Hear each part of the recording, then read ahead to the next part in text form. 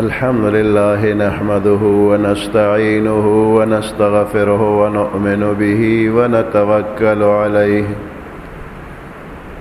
ونعوذ بالله من شرور أنفسنا ومن سيئات أعمالنا من يهده الله فلا مضل له ومن يضلله فلا هادي له ونشهد أن لا إله إلا الله وحده لا شريك له ونشهد أن محمدًا عبده ورسوله أما بعد فأعوذ بالله من الشيطان الرجيم بسم الله الرحمن الرحيم ألف لام ميم ذلك الكتاب لا ريب فيه هدى للمتقين إن الله وملائكته يصلون على النبي يا أيها الذين آمنوا صلوا عليه وسلموا تسليما اللهم صل على محمد وعلى آل محمد كما صليت على إبراهيم وعلى آل إبراهيم إنك حميد مجيد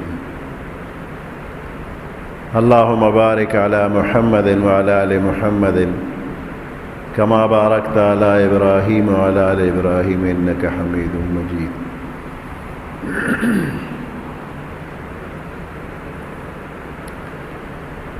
دا اللہ پاک بیشمیرہ مخلوقات دی پدے بیشمیرہ مخلوقاتو کی انسان تے دا ټولو نه زیات عزت او شرافت ورکړی دی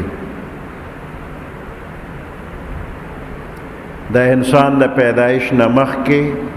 د ده چې څومره ضروریات دي هغه انتظام یې مخکې وله وکړو لکه دا انسان به په دې ځمکه باندې اوسېږي نو ځمکه یې وله مخکې پیدا کړله بیا د نور ضروریات د دې ځمکې نه پیدا کېږي نو دې ځمکه کې هغه خاصیتونه پیدا کړل کوم چې د انسان د ضروریاتو دپاره پکار وو نو دا ځمکه اسمان نور سپومۍ ستوري وغیره دا ټول د انسان خدمت دپاره د انسان نه مخکې الله پاک پیدا کړل د دې انسان یو بدن دی او دویم یې روح دی دا بدن یې ولې د خاورې نه پیدا کې د دې ځمکې نه خاوره خوشته شوله خټه ترې جوړه شوله او هغې خټې نه بدن جوړ شو روح د عالم بالا نه وله را اغوستی شو او د دې بدن سره یې یو ځای کړ روح او بدن دواړه یو ځای شو انسان ترې نه جوړ شو د روح ځان له ضروریات دي او د بدن ځان له ضروریات دي نو د بدن ضروریات څنګه چې بدن د دې خاورې او د دې ځمکې نه پیدا دی د ده ضروریات هم د دې ځمکې نه پوره کیږي روح د عالم بالا نه راغلی دی او د ده هم ضروریات شته نو د هغې انتظام یې هم د بره نه کړی دی عالم بالا نه د وحی په ذریعه باندې الله د هغې انتظام کړی دی بیا دې سلسله کې الله پاک 1,40,000 کم زیات پیغمبران را لیږلي دي او دوی سره آسمانی کتابونه هم را لیږلي دي هدایات پکې دي نو دغه آسمانی کتابونه دا هدایات دي د الله د طرف نه او دې کتاب سره استاز پیغمبر وي د دغه کتاب تشریح هغوی کوي زمون قرآن پاک دا آخری کتاب د دې نه پس به بل کتاب نه راځي او د دې استاز محمد رسول الله صلی الله علیه وسلم په خپل عمل باندې په خپل قول او په خپل کردار د دې قرآن وضاحت او تشریح کړې ده د انسان که د دنیا زندگی ده او که د آخرت زندگی ده د هغې دپاره هدایات قرآن او پیغمبر علیہ السلام ورکی بیا دا انسان په هغه هدایاتو باندې عمل کوي، جون تیریږي، انسان عمل کوي، منځ کوي، روجا، حج، زکات، داسې نور اعمال کوي او د هغې ثواب برابر ملاویږي وته. کله د انسان په زړه کې ارادې وي چې زه به دا وکړم، هغه به وکړم، نن کوم سبا کومه، دی کې ناڅاپه وخت پوره شي، د مرګ فرشته راشي او دا انسان تش طور لاس روان شي. چې په زړه کې څه ارادې وي هغه ته نه پاتې شولې، مخکې چې څه کړي دي هغه یې کړي دي، اوس نوې چې کومې ارادې وي نه په ځای نیمګړې پاتې شوې، څه ونه شو. نو که د مخکې نه د نیک اعمال برابر وي خو زه کامیاب شو، او که نیمګړي وي نو د هغې د پوره کېدو به څه انتظام کېږي. حدیث مبارک کے راضی اذا مات الانسان انقطع عنه عمله، چې کله یو انسان وفات شي، د انسان د دنیا د زندګۍ اوقات پوره شي او دی د دنیا نه رخصت شو، انقطع عنه عمله، عمل د منقطع شو، کټ شو، کم منځ، روجا وغیرہ، ذکرونه فکرونه هغه کول کټ شو، چې څه شوي دي هغه شوي دي، نور بند. الا من ثلاثه، مگر درې کسان دي، درې قسمه کارونه دي د هغې دریو قسمه خلکو عمل نامه بند نه ده، عمل منقطع نه دی. یو په هغې کې صدقه جاریه ده، انسان وفات شوی دی خو د په خپله زندګۍ کې چې ته جومات جوړ کړی، په هغې جومات کې خلک منځونه هم کوي، تلاوت هم کوي، ذکر فکر کوي، درس و تدریس پکې کوي. نو دا انسان وفات دی خو په دې جومات کې چې تر کومې دغه عملونه کېږي نو دغه مرده ته په قبر کې د هغې ثوابونه وررسېږي. نو د دې بنده عملنامه بنده نه ده، رجسټر کولو د روزانه لیکل پکې کېږي. دا ضروري نه ده چې یو انسان په یو جومات باندې ټوله خرچه وکړله نو د جومات جوړ کړ، بلکې جومات جوړېده نو سوونه او زرګونه خلک په هغې کې تعاون کوي. دا ټول هر یو کس داسې دی لکه چې مستقل جومات یې جوړ کړی دی، هر یو لا د پورا جومات جوړولو اجر او ثواب الله ورکوي. یو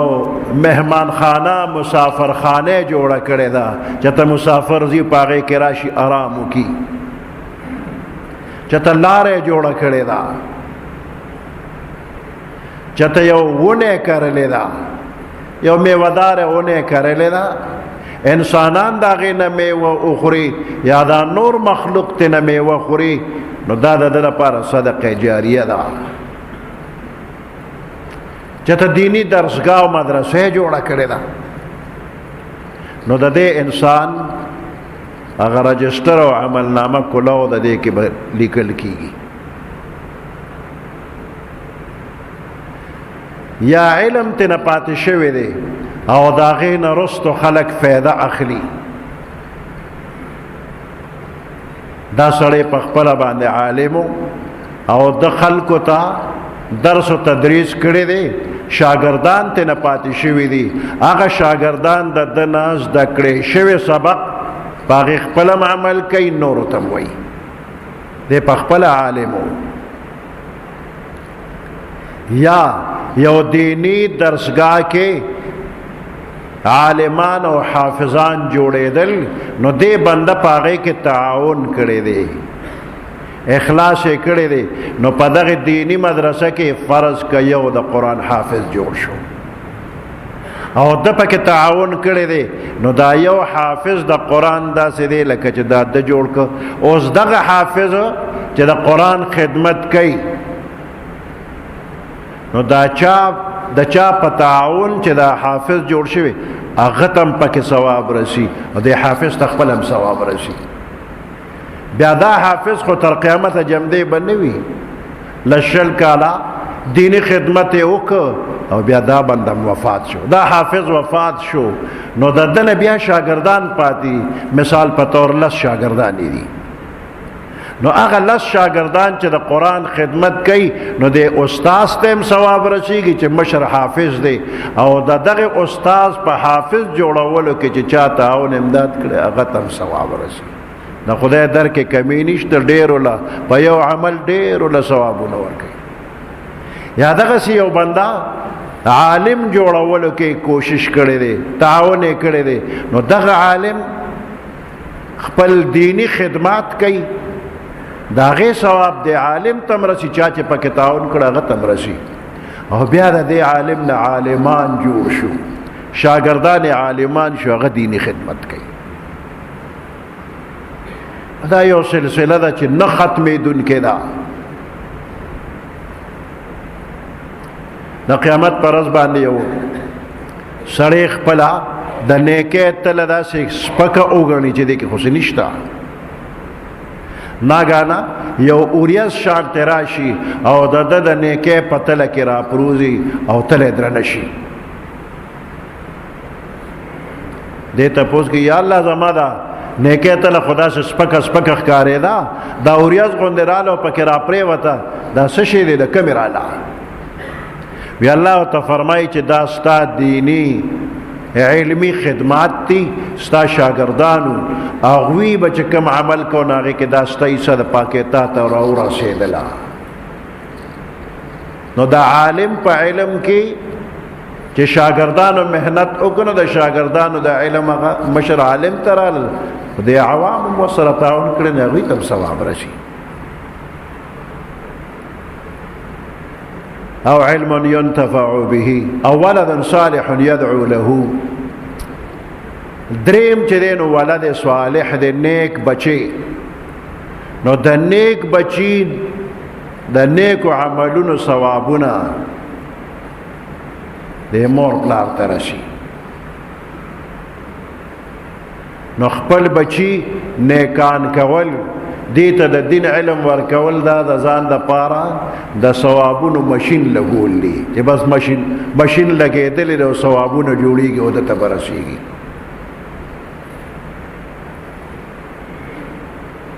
مولانا زکریا صاحب رحمت الله علیه یو واقعه لیکلې ده چې یو زنانه وه نیکه بزرګه، مرګ نه مخکې هغې سوال وکړه چې یا الله د اخیری وخت کې مې مشرموه، د زنکدن وخت کې مې شرموه ما،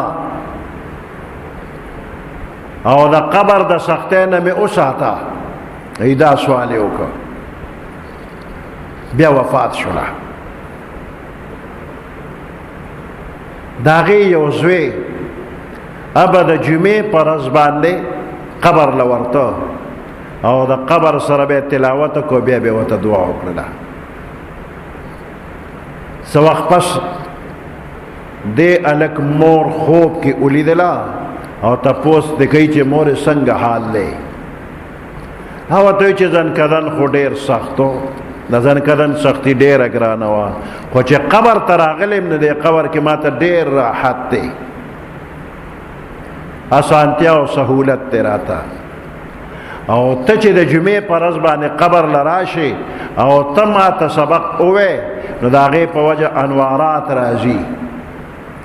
او د هغې ثوابونه ما ته رارسي، او یوازې ما ته نه ګیر چاپېره ټول قبرستان ته رسي. او بیا چې ته د جمعې په ورځ راځې نو د دې قبرستان دا ټول مړي ما ته زیري له راشي، مبارک شه زوی دې بیا راغی. نو ته چې تلاوت کوې نو دا مړي نورم خوشحالیږي او ماتم. نو دی ورته آخر کې وایي چې ما ته زما لایق نور څه خدمت کوي نو راته وایي وی دا راتګ د بنده ومه د جمعې په ورځ راځه او موږ ته تلاوت کوه، زم خوشحاله یم او ګیر چاپېره ګاونډیان. نو دا هغه ولد صالح دی، نیک بچی دی چې د جمعې په ورځ باندې مور لا پلار لا قبرستان ته ورشي او دی ورته دعا وکړي.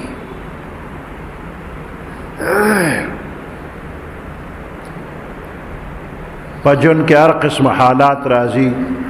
د بچو او د مور پلار ترمنځ کله کله چیړ چاړم راشي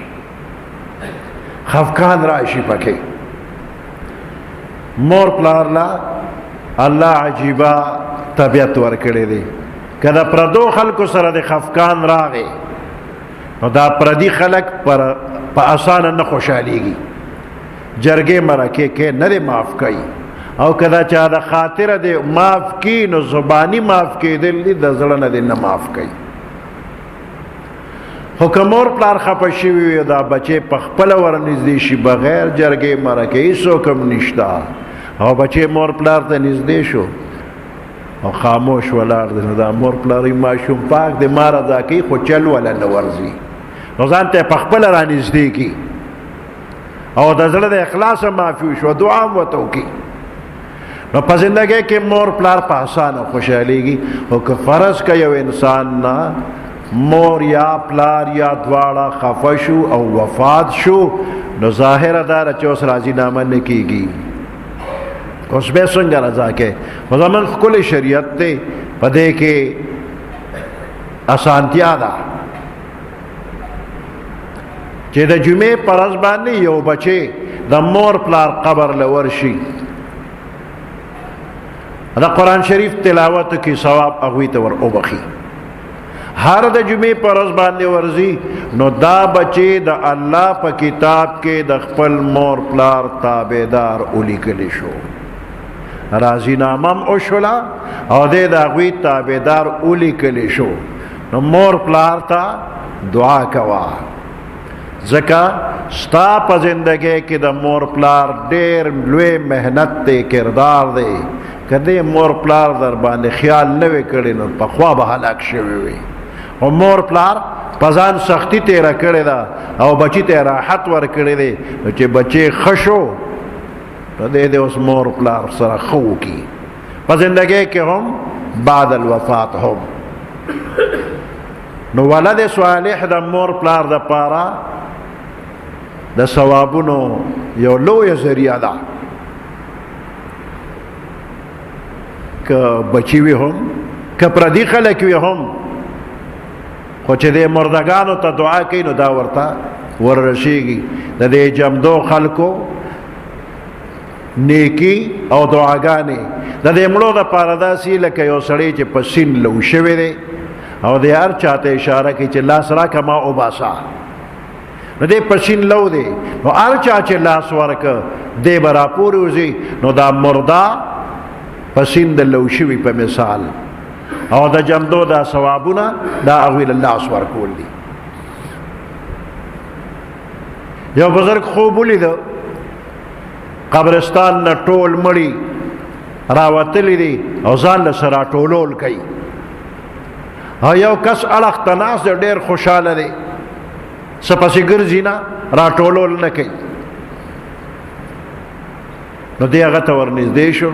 وی دا خلک راټولول کوي دا څه دي دا څه راټولوي دا څوک دي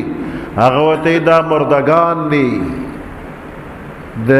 جمدو خلکو ورپسې څه د خیر کارونه کړي دي او دعاګانې ورته کړي دي هغه ثوابونه راغلي دوی ځان له راټولول کوي نو ته راټولول ولې نه کوې خلک ځان له راټولول کوي او ته ځان له اړخ ته ناست وی زما دې ته حاجت نشته ما له الله یو زوی را کړی دی او هغه روزانه د قرآن ختم کوي او ما پسې رالیږي زما دپاره ډېر دی نو زه دې لږو لږو پسې ګرځم نه دته تپوس وکړې ستا زوی کوم ځای کې دی وی فلاني بازار کې دی دی چې د خوبه بیدار شو او هغه بازار ته ورغی نو په هغې کې دکاندار لګیا دی شونډې خوځي لږ ساعت ورته دو کتل نو هغه چې د بعضې ګاکونو نه لږ فارغ شو نو دی ورغی وی شونډې دې خوځي څه وی وی د قرآن حافظ یم او زه قرآن ویم نو ټوله ورځ کې یو قرآن ختم کومه هغه بیا مور پلار ته وربخمه نو دا ته فلانې یې ویل او په زما نوم درته څنګه یاد شو ته خو مسافر یې د دې ځای نه زما نوم دې څنګه وه وی بېګا مې خوب لیدلی دی او ستا پلار می خوب کې لیدلو هغه راته ستا نوم ښولی دی چې فلاني بازار کې مې زوی دی او هغه ما پسې د قرآن شریف ختم روزانه کوي زما هغه ډېر دی وی د په هغې نوم تا پسې راغلی ما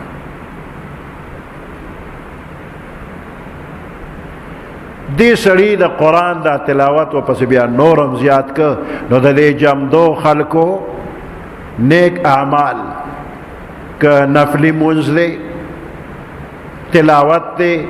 خیر خیرات دی ذکر فکر دی دا ویلی کېږي او دا د خپلو مردګانو ته وربخلی شي دا ورته رشي ټول قرآن خو روزانه ویل ګران کار دی یو بنده ته ګران دی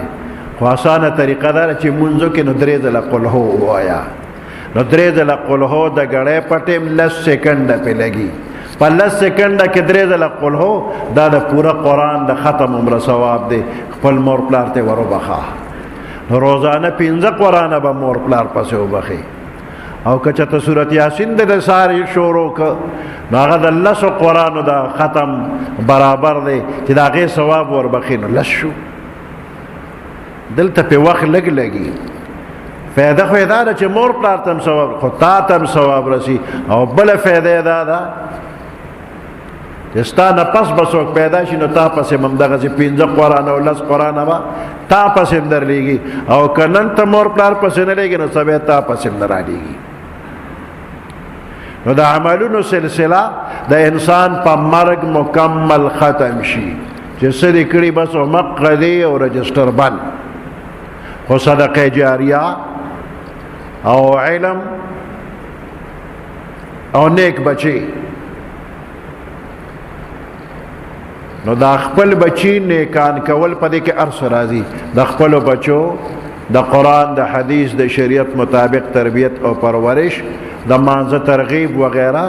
دا بچی نیکان او دی به دعاګانې کوي سبحان ربك رب العزة عما يصفون وسلام على المرسلين والحمد لله رب العالمين زمونږ د دکان پته یاد لرئ صدای دین اسلامی کیسټ اینڈ سیډي سنټر نشتر آباد باراستا مدینہ مسجد نیز سکندرپورہ چوک پشاور شهر د حنیف الله او قدرت الله د کیسټو خپله دکان موبائل نمبر دے 0301 88 91 321 او بل نمبر دے 0345 91 47 115